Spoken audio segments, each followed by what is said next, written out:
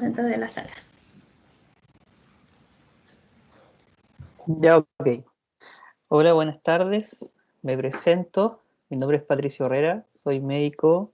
Soy egresado de la Universidad de Antofagasta. Eh, y bueno, soy médico internista y nefrólogo también.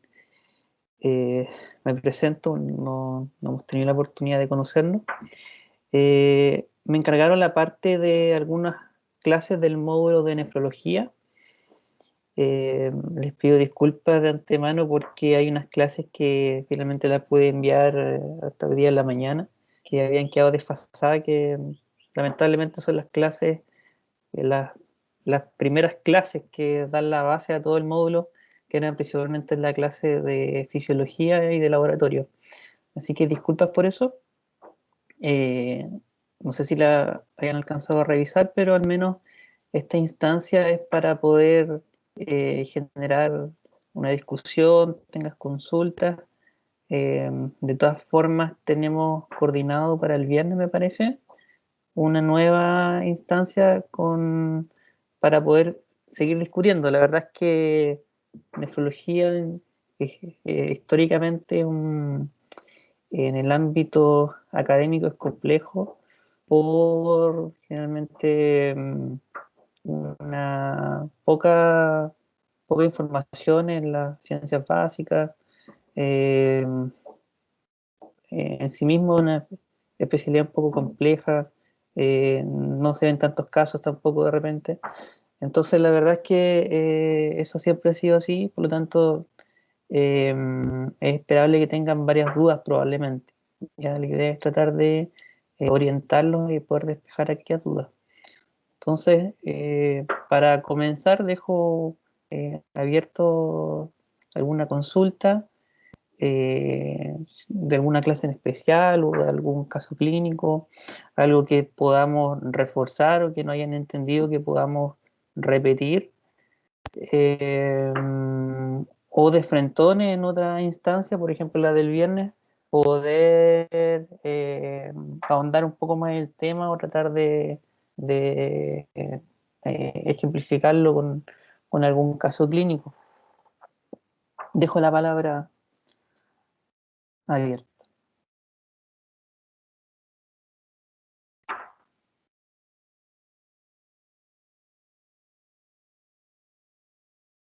Hola, doctor. Disculpe, Hola. yo tenía tres preguntas. La primera Diga. es cuando usted habla de la hiponatremia, el tratamiento, dice que lo mejor es utilizar la infusión, o sea, no infusión, en bolo, para evitar lo de la hipomielinización pontina, si no me equivoco. ¿Mm? Y dice que hay que dar cloruro, o sea, sodio a 3% en 10 minutos. Y no entiendo cómo en bolo puedo darlo en 10 minutos. Ah, bueno, la verdad es que el bolo en realidad es un concepto que se aplica para definir la administración rápida de un medicamento. O sea, que sea en bolo no necesariamente tiene que ser que tú empujas, o la enfermera en este caso, empuja la jeringa digamos, en unos segundos. Eh, sí, efectivamente puede ser de administración, o sea, ese bolo puede ser un poco más lento. Por ejemplo, en el caso del gluconato de calcio, se describe que uno lo indica en bolo, pero habitualmente uno lo pasa en 5 minutos. Entonces, la verdad es que eso se refiere a ese concepto en bolo, para diferenciarlo de una infusión continua, porque también se usa en la práctica que las correcciones de hiponatremia se dejan, por ejemplo, una infusión para 6 horas, 8 horas, 12 horas, etcétera. Entonces, a eso se refiere el concepto de bolo, en administrarlo en poco tiempo, pero ese poco tiempo pueden ser varios minutos también. Ah, ya. Y en el caso de la hiponatremia, lo mejor es guiarnos por la guía europea o la americana. Utilizar 100 o 150 ml. De O, verdad no te sabría responder esa pregunta porque, digamos, las dos orientaciones son correctas, no, ninguna es superior. La verdad es que, como mencioné en esa clase, la idea es que de esto de dar algún volumen en bolo, entre comillas, es justamente que sea fácil de recordar, fácil de utilizar, evitar cálculos para, digamos, no pasarse o sobrecorregir. La verdad es que hay fórmulas bastante complejas para la corrección de una hiponatremia. Están descritas en un paper del New England de hace un par de años atrás. Que es, bueno, el autor es Adrogué, que es un médico que estudia bastante la hiponatremia, pero efectivamente son bastante complejas y habitualmente uno lo ve esto en el contexto de urgencia. Entonces la idea del bolo es recordar eso, para que sea 100 o 150. La verdad es que la práctica cambia muy poco. Yo recomiendo en ese sentido, si hay poca experiencia, en partir de menos, y en ese sentido 100 ml, por ejemplo, eh, si te damos seguridad no hay ningún problema. Pero la verdad no te sabría recomendar una guía sobre otra. Ya. Y lo otro, ¿cuándo uso yo la hemodiálisis o la peritoneodiálisis? Así como depende de lo que decía el paciente, o porque yo tenía entendido que la peritoneodiálisis es como más, como, ay, no sé cómo decirlo, como más Menos complicada en frecuente. el sentido de, sí, sabía que se eh, utilizaba en niños, quizás como en procedimientos como que no tenían que usarse como por tanto tiempo, pero aparte de eso, mm, bueno, usted dice como tratamiento de la insuficiencia renal crónica, ¿cierto? sí, Sí, sí. Bueno, eso es una buena pregunta. La verdad es que lo que uno ve en la práctica es que efectivamente las terapias de diálisis peritoneal son bastante menos frecuentes que la de hemodiálisis. Generalmente, no sé si a alguno le ha tocado ver un paciente que esté en peritoneo, pero la verdad es que la mayoría de los pacientes dializados se hacen hemodiálisis. Y eso es aquí en Chile y en el mundo también. De hecho, acá en Chile el 95% de los dializados se hacen hemodiálisis. Pero la verdad es que eso obedece a una cosa más bien de disponibilidad de recursos humanos. Mire, no sé, le menciono algunas cosas como importantes a saber. Eh, bueno, ahora último hay una mayor tendencia y políticas de salud orientadas a incentivar más el uso de diálisis peritoneal. Efectivamente, hay algunas cosas que son más bien de índole doméstico, que tienen que ver con la elección de una terapia por sobre otra.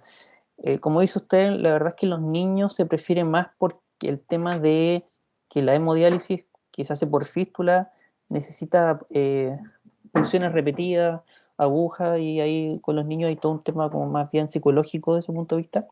Es un poco menos invasivo, por así decirlo. Y respecto al tiempo que usted menciona, la verdad es que, claro, una de las limitantes de la peritoneo es que la membrana peritoneal tiene una vida útil, en el sentido que con los meses o años en realidad de terapia, el peritoneo se va fibrosando, y eso impide una buena difusión de la sustancia y por lo tanto una buena diálisis. Pero la verdad es que en el mundo real, el paciente debería poder optar a qué terapia se quiere hacer.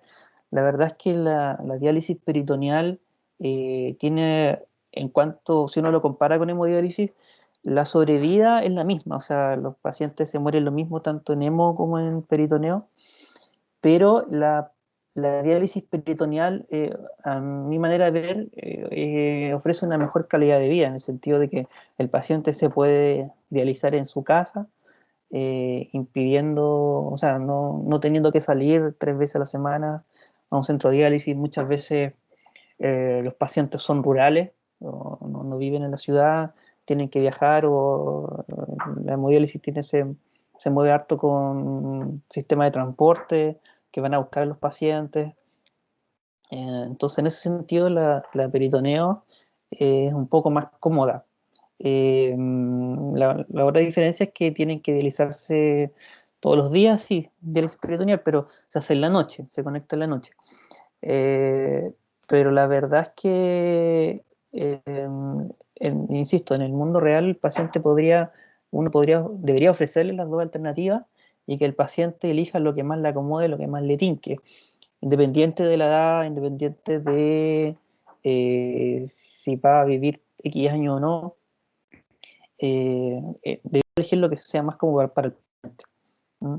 No sé si respondo un poco tu pregunta. La verdad es que el tema de la mayor frecuencia de hemodiálisis obedece también a una cosa, como te mencionaba, de recursos humanos, en el sentido de que la diálisis peritoneal demanda mayor recurso, es un poco más personalizada, en el sentido de que uno tiene que estar un poco más encima del paciente. En cambio, el paciente en hemodiálisis va a un centro de diálisis donde lo van a ver todas las semanas, todas las sesiones de diálisis lo va a ver un médico, una enfermera, en caso de que tenga alguna consulta. Entonces, la diálisis peritoneal demanda más nefrólogo, y por eso la verdad es que en el mundo y en Chile está un poco la frecuencia, no todos los nefrólogos se dedican a diálisis peritoneal también, pero es por eso. La verdad es que las políticas públicas, ministeriales, van orientadas a aumentar un poco más, a incentivar la diálisis peritoneal, porque tiene varias ventajas por sobre la hemodiálisis, y tratar de eliminar un poco esto de que por defecto alguien que se tenga que dializar se le ponga un catéter y entre hemodiálisis. Yo, por ejemplo, yo preferiría hacer una diálisis peritoneal, una cosa personal. Muchas gracias.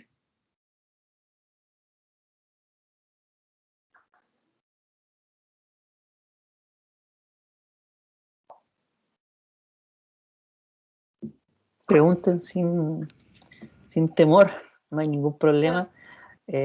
Hola, dígame. Yo tenía una duda en la fórmula de la osmolaridad cuando nombró unos alcoholes y dijo que se veían como en patologías, y en qué caso se usaría el isopropil y esas cosas. Ah, lo que pasa es que, bueno, la verdad es que la osmolaridad, en estricto rigor, uno debería medirla, ¿ya? Con un osmómetro. Si uno quiere saber la osmolaridad de alguien, debe medirla. Ahora, si no hay disponibilidad de osmolaridad medida, porque la verdad es que para eso se requiere un osmómetro, que son instrumentos que están en todos los laboratorios. Uno podría orientarse a la osmolaridad real, eh, estimándola o calculándola por una fórmula. La verdad es que en esa fórmula, claro, uno debería incluir todos los osmoles que están en el medio, en el compartimento extracelular.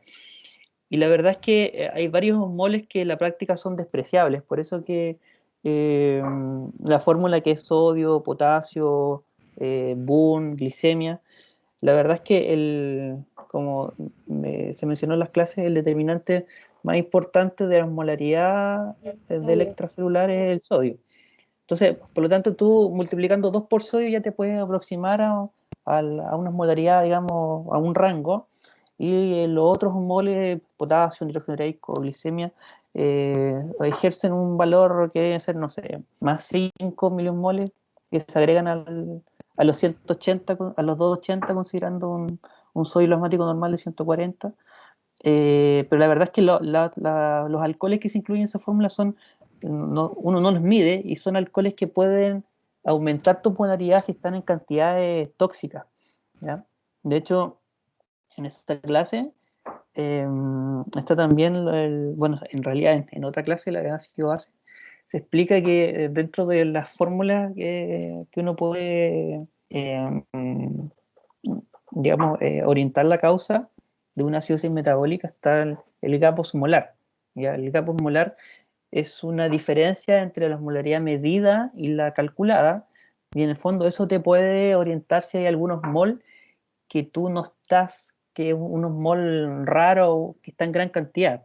Por ejemplo, si tú mides la osmolaridad y te da 300 milimoles por kilo, y la calculas con valores normales de sodio, potasio, hidrógeno ureico, glicemia, y te da una diferencia muy importante. Por ejemplo, la fórmula te da 270, en la calculada son 300, quiere decir que hay 30 miliosmoles por kilo de unos mol que no son los habituales, y habitualmente esos son los moles tóxicos.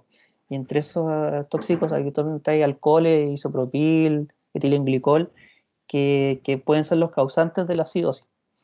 Lo habitual es que si tú lo calculas y lo mides, la diferencia sea mínima. Entonces, en el fondo, esa diferencia escasa son estos pequeños otros solutos o moles que aportan osmolaridad, pero que en la práctica son poco importantes.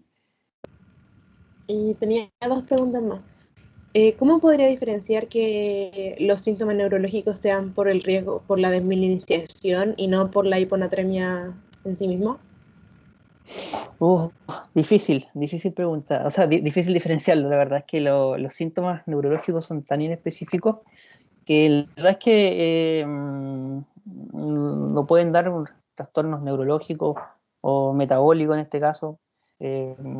Asimismo, los trastornos metabólicos todos te pueden dar lo mismo. O sea, una hipercalcemia te puede dar convulsiones, una hiponatremia también.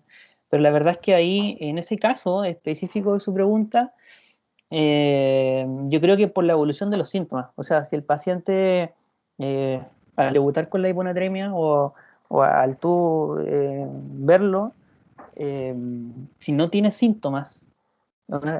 O tiene síntomas leves, por ejemplo, con una letargia, y al corregirlo, digamos, evolucionan con mayor sintomatología, una posibilidad es que efectivamente es una complicación del tratamiento.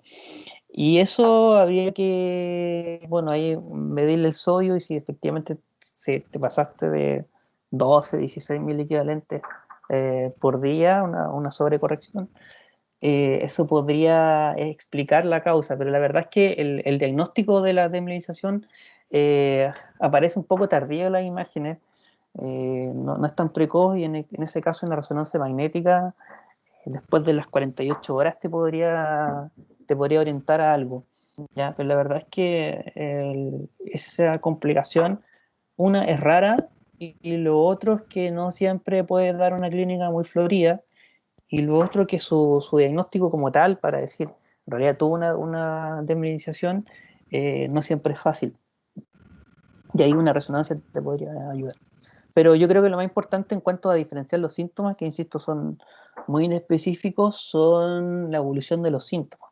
Diferente es que el paciente esté con un compromiso de conciencia severo, le corregiste la hiponatremia y no mejoró, bueno, ahí podría buscar siempre otra causa. Ahí siempre va el TAC de cerebro para descartar que no tenga una causa orgánica.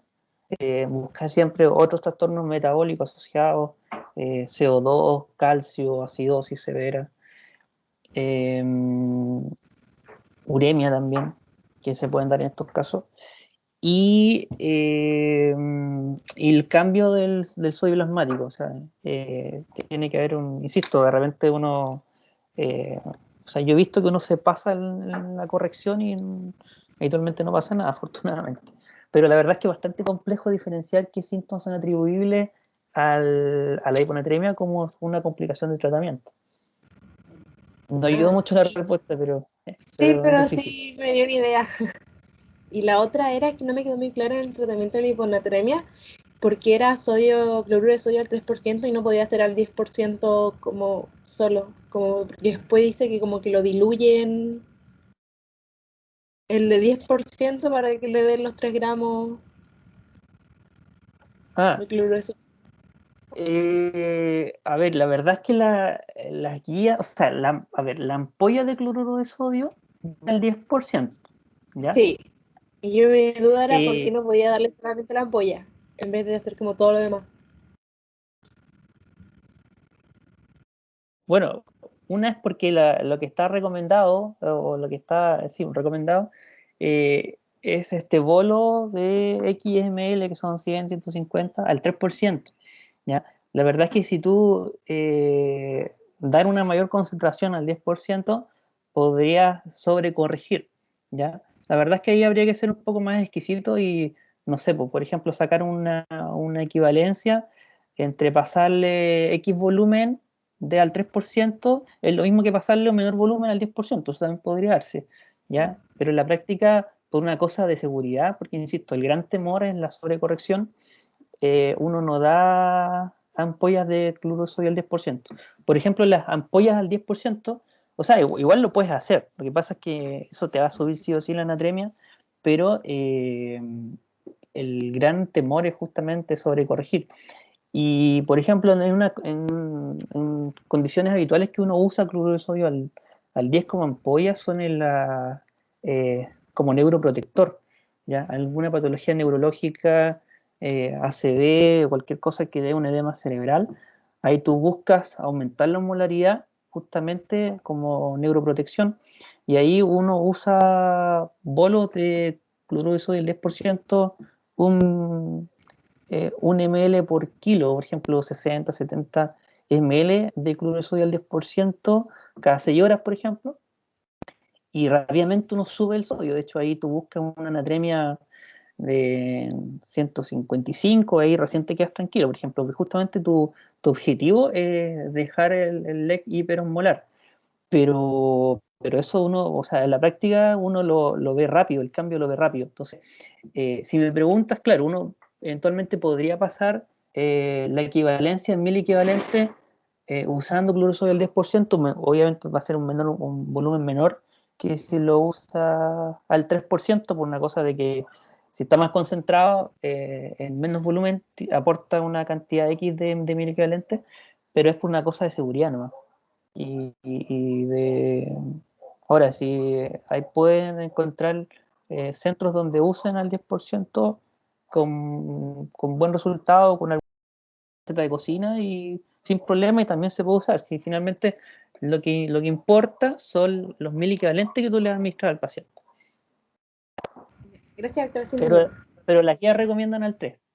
Nada más por Por eso seguridad. yo, sí, sí, Gracias. ya.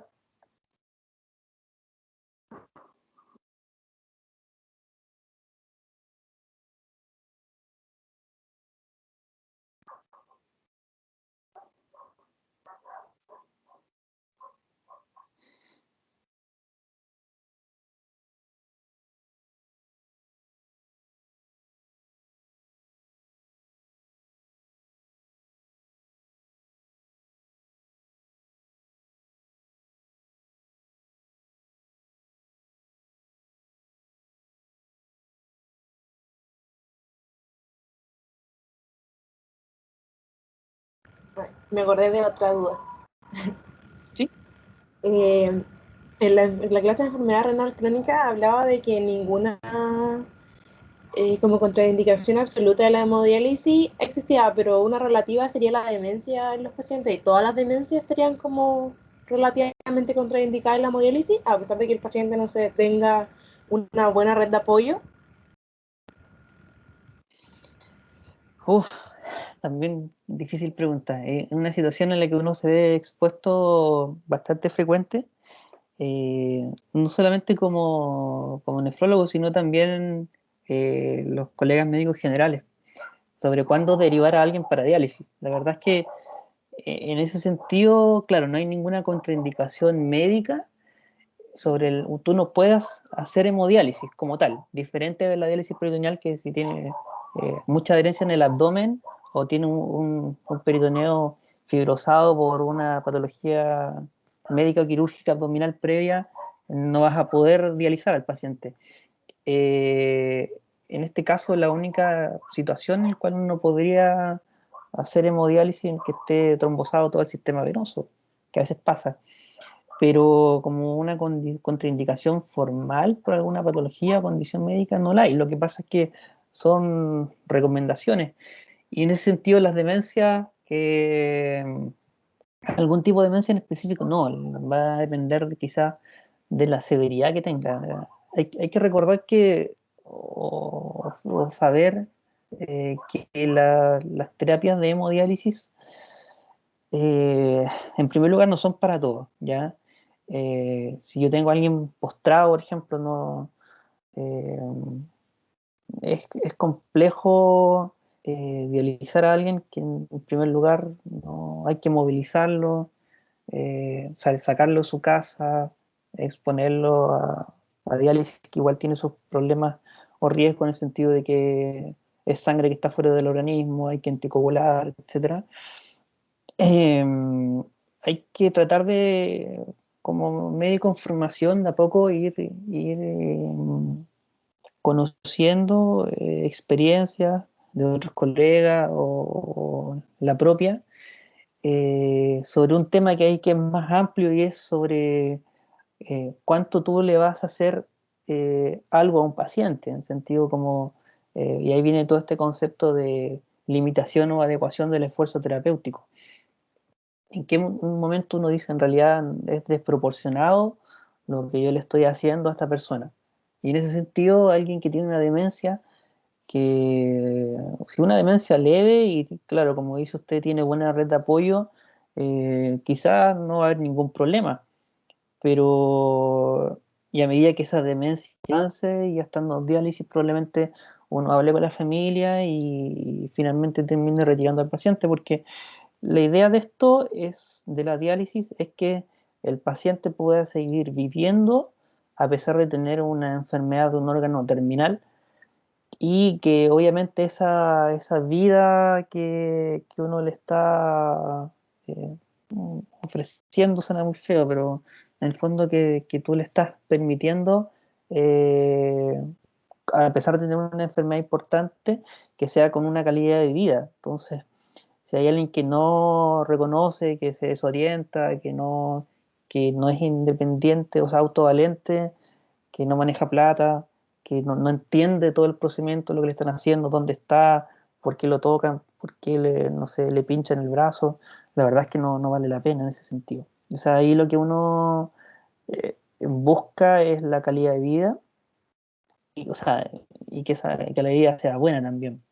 Entonces, la verdad es como le mencioné, hay una cosa un poco más global que tiene que ver con la intencionalidad y el esfuerzo terapéutico de una terapia que no es menor, dializar a alguien en el sentido tanto por las cosas, como les mencioné en la pregunta anterior, por el hecho del impacto que tienen en salir de su casa, ir a estar 4 horas conectado a una máquina de diálisis, como los riesgos que también tiene en el sentido de hemorragia, de trastorno de coagulación, eh, trastorno hemodinámico. Entonces, la verdad es que no, en ese sentido, como le mencioné, no es para todos, y una eh, de las cosas en las que uno se puede apoyar como para decir, chuta, este paciente será para diálisis o no, es justamente yo creo que lo más importante es la autovalencia de la persona. Y si tiene red de apoyo, igual es complejo, por el hecho de que tienen que igual, o sea, eso tiene un desgaste en el cuidador, en el sentido de que tienen que llevarlo al centro de diálisis. Mucho, esto uno lo ve, el cuidador se queda a las 4 horas ahí esperando que salga la persona, después lo lleva. Entonces, al principio, todo esto, que habitualmente son abuelitos, hay mucho entusiasmo por parte de la familia porque los dialicen, porque así no se va a morir, pero, pero eso a la larga cansa porque es un tratamiento que es de por vida. Entonces después ya no hay tantas ganas de llevar al familiar a la diálisis. Entonces son varios conceptos. Y volviendo a la pregunta, demencia, la verdad es que cualquiera, yo creo, lo más importante es si esa demencia cuánto repercute digamos, en la independencia de la persona. Ya, doctor, muchas gracias.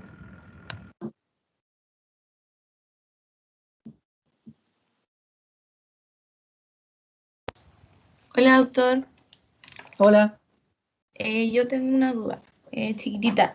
Que tengo entendido que los pacientes con una acidosis, pero que tengan insuficiencia cardíaca, usted dijo que no se daba bicarbonato como para corregir la acidosis, solo cuando es severa, ¿o no? Entonces, si por ejemplo tengo un paciente con acidosis y que tiene insuficiencia cardíaca, pero que no es severa, no le doy nada como para corregir la acidosis. Eh, Está bien difícil pregunta. La verdad es que estas son recomendaciones. A lo que iba apuntado ese comentario era de que el tratamiento con bicarbonato también tiene riesgos, y estos riesgos pueden ser mayores en alguien que tiene insuficiencia cardíaca. La verdad es que el tratamiento de la acidosis metabólica van a ver de todo, van a ver, hay gente que le pone bicarbonato a todo, otros que son un poco más cautelosos. La verdad es que no hay una recomendación como tal, la recomendación tiene que ver más con como usted bien decía, con la severidad de la acidosis, y ahí el tratamiento debería apuntar por lo menos a elevar el pH más de 7,20, idealmente hasta 7,25 también, o el bicarbonato que esté sobre 15, la verdad es que ya uno saca al paciente de riesgo. Y bueno, siempre debería también pensar en la causa. Si la causa, que es lo más frecuente que uno ve como causa de acidosis metabólica, es la insuficiencia renal. Si una insuficiencia renal aguda, por ejemplo, al resolver la insuficiencia renal, se va a mejorar después toda la función tubular de generación de bicarbonato y eso va a corregir la acidosis. El otro ejemplo clásico es la cetoacidosis diabética. De hecho, no sé si cuando le pasaron cetoacidosis diabética, en las guías, las recomendaciones son muy, digamos, recomiendan bicarbonato cuando el pH está a menos 7,1. Son un poco más extremos en ese sentido porque ese tipo de acidosis la verdad es que recupera rápidamente al corregir la causa, y en este caso es la hiperglicemia. Y rápidamente eso después corrige la acidosis. Pero la verdad es que cuando dar bicarbonato no, la verdad es que uno debería hablarlo paciente a paciente. Si uno ve que en el control de exámenes la acidemia está peor, eh, hay que pasar bicarbonato, y ahí entramos en otra discusión de cuánto bicarbonato dar. Hay algunas fórmulas que tienen que ver con el exceso de base y poder corregir el exceso de base, pero eso también tiene que ser en un tiempo prudente. Si el gran riesgo de esto, y ahí apunta el tema de la insuficiencia cardíaca, es que el bicarbonato se aporta como bicarbonato de sodio, por lo tanto, yo estoy administrando la cantidad que yo estoy administrando de bicarbonato tiene una cantidad equimolar de sodio. Entonces, por ejemplo, si yo le calculé a mi paciente que su déficit de base son, para hacerlo fácil, 155 milivalentes de bicarbonato, y eso lo voy a pasar en 24 horas, eso al mismo tiempo estoy administrando 155 milivalentes de sodio, ¿ya? Y eso equivale a una carga de sodio que te va a aumentar el VEC de alguna manera. Entonces, en un paciente que tiene una insuficiencia cardíaca que está, por ejemplo, descompensada, que ya está congestivo, está con edema, esa sobrecarga de sodio va a empeorar esa situación y le puede generar una edema pulmonar agudo. De hecho, por ejemplo, un litro de fisiológico tiene 155 milivalentes de sodio, solamente que están disueltos en agua, ¿ya? Pero si tú le administras esa carga, aunque tu volumen de bicarbonato de sodio a administrar sean no sé, pues el 8,4% serían 150 ml, 155 ml, toda esa sobrecarga de sodio te va a arrastrar de alguna parte del intracelular, agua te lo va a llevar al intravascular y te va a aumentar la presión hidrostática, y eso te puede compensar la insuficiencia cardíaca, ¿ya? Entonces, en ese sentido, uno tiene que ser cauteloso en cuanto a bicarbonato dar. Probablemente alguien que tiene una acidosis que quizá no es severa y que es moderada, pero que cada vez está peor, y ya, por mucho que tenga insuficiencia cardíaca, probablemente yo igual le voy a pasar bicarbonato de sodio, pero quizá una menor cantidad, 70 miliequivalentes, por ejemplo. Y ahí depende de la velocidad de infusión, o sea, no pasarlo tan rápido, y quizás algo que te pueda ayudar a que el paciente no va a tener o va a disminuir su riesgo de complicaciones, que te asegures que esté orinando o que tenga una función renal normal, si el paciente tiene una función renal normal, si tú le das una sobrecarga de sodio, te va a orinar ese exceso de sodio y va a mantener su homeostasis. Pero los pacientes que tienen insuficiencia cardíaca, recuerda que tienen activado el sistema renina-angiotensina-aldosterona, especialmente cuando están descompensados, y eso hace que te disminuya la natriuresis y por lo tanto retienen sodio, y si tú le das una sobrecarga de sodio, puedes compensar. eh, Insisto, no es fácil responder esa pregunta. Donde no hay dudas que hay que corregir una acidosis severa, o sea, y eso habla de un bicarbonato menos de 10, ya hay un pH menos 7 y 15, ¿ya? El resto, esas que están entre medio, insisto, uno podría esperar y tratar de mejorar la causa, pero si no, puedes aportar bicarbonato en una cantidad menor y en un volumen o sea, en un tiempo de administración un poco más lento. Ya, doctor, muchas La, gracias. sí, la verdad, disculpa, la verdad es que eso de, mira, eso son varias cosas que uno aprende después en el internado, cuando ya tiene un paciente y uno menos se empieza a ver cómo lo hacen los colegas o cómo te enseñan a corregirlo, y uno después se va haciendo su propia receta, su propia experiencia eh, de cómo se indican algunas cosas. Lo mismo pasa con la corrección de la hipocalemia. Hay varias como, entre comillas, normas o indicaciones según los centros, según la experiencia de cada lugar, de cada médico. La mayoría tienen un margen, digamos, de un promedio, de que más o menos todos administran lo mismo, pero a lo que iba a hacer comentario es justamente que en los pacientes con insuficiencia cardíaca no olvidar que hay que tener esa precaución. Y yo he visto edema pulmonar por tratar de corregir una acidosis metabólica. Ya, doctor.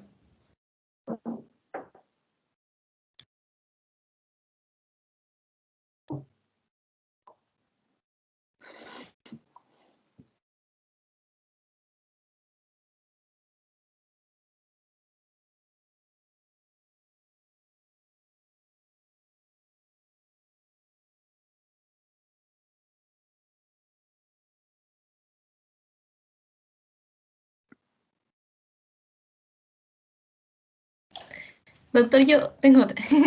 En relación a lo que Dígame. estábamos hablando recién, ¿hay otra, por ejemplo, enfermedad, aparte de la cetoacidosis y de la insuficiencia renal aguda, en la que yo me tenga que, más que nada, fijar en corregir la causa para corregir la misma acidemia?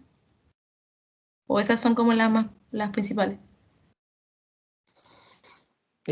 O sea, la verdad es que uno siempre debe tratar de llegar a la causa. La verdad es que, eh, y ahí, bueno, insisto, la mayoría de las acidosis metabólicas que uno ve están en el contexto de una insuficiencia renal. Eh, Aguda o también insuficiencia renal crónica. Causas, claro, la otra causa que puede ser reversible, como le comentaba, es la cetoacidosis diabética, la acidosis láctica también, es muy difícil de manejar. Por ejemplo, la acidosis láctica por metformina, es una acidosis láctica que es súper persistente, refractaria a bicarbonato y habitualmente termina en terapia de reemplazo renal. Ingestión de ácido exógeno, la verdad es que, eh, por ejemplo, salicilato, la acidosis va a durar hasta que se elimine el fármaco. Y la verdad, muchas veces también terminan en diálisis. Entonces, son un poco ahí situaciones un poco más extremas y que probablemente también tú corriges la acidosis, o sea, corriges, o sea, le das bicarbonato y no corrige y finalmente termina en diálisis. Además que a veces tiene alguna toxina dializable, como en este caso de la metformina. Eh, pero la verdad es que la mayoría de las que uno ve, si no son por insuficiencia renal, es la cetoacidosis diabética y las que son por pérdida de bicarbonato, las diarreas, y esas corrigen súper rápido con bicarbonato. Y la verdad es que ahí el tratamiento de la recorrección con bicarbonato, ojo que lo único que te está haciendo no te está eliminando el trastorno primario. Lo único que tú estás haciendo ahí es tratar de estabilizar el medio interno y tratar de compensar y sacar a la acidemia de una situación de riesgo donde el paciente puede presentar arritmia y otras cosas. Pero la verdad es que tendrías que darle crónicamente bicarbonato para compensar. Entonces, la verdad es que insisto, la mayoría de las acidosis metabólicas son por insuficiencia renal y ahí el gran problema de cuando tú tienes una acidosis por insuficiencia renal es que no generas bicarbonato, entonces tienes que aportarlo. Pero hay otras acidosis, por ejemplo, las por diarrea, que a veces tú hidratas al paciente nomás y como tiene función renal normal, el paciente va a generar bicarbonato al excretar la carga ácida, ¿ya? Y esos pacientes a veces ni siquiera le alcanza a dar bicarbonato. Pero el tratamiento siempre debería ir orientado a tratar de investigar la causa que la generó. Y como le decía, la insuficiencia renal hay que esperar que mejore y si no mejora hay que dializar nomás al paciente. Ya, doctor, gracias. Ya,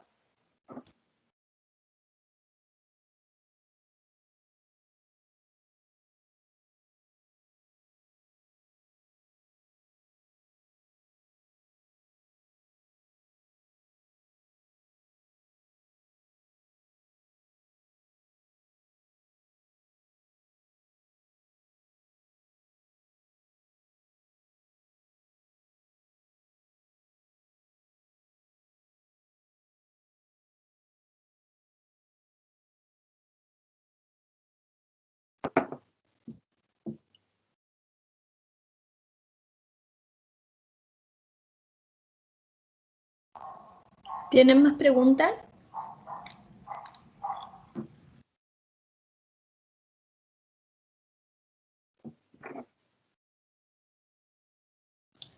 Parece que no. Ya. Ya, Patricio, no tienen más preguntas los chicos. ya. Ya. Voy a preparar de todas maneras para el viernes unos casos de acidosis metabólica, ya donde puede ser, digamos, tratar de orientar un poco las preguntas que se dieron sobre este tema.